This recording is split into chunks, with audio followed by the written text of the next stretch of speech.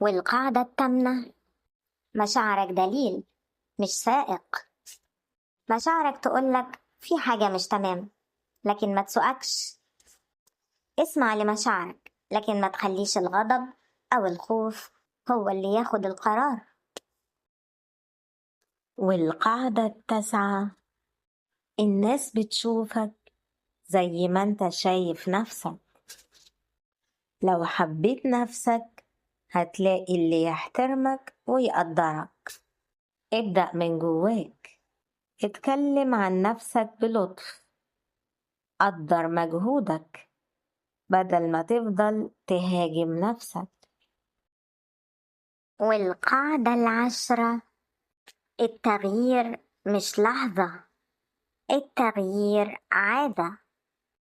ما تستناش يوم سحري تتغير فيه، ابدأ بخطوة صغيرة كل يوم. كل عادة صغيرة بنعملها بوعي بتبني حياة نفسية صحية على المدى الطويل. دي كانت شوية قواعد نفسية بسيطة، بس تأثيرها مش بسيط.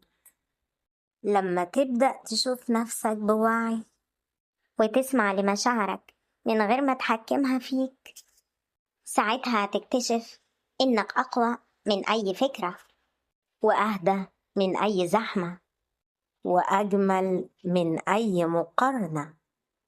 خد بالك من روحك ومن نفسك، لأن الاتنين محتاجينك. معاكم كانت نجوى جمال. ونشوفكم في حلقة جاية. صوت دافي من جوه. ولو الحلقة لمستك ابعتها للي قلبه محتاج يسمعها.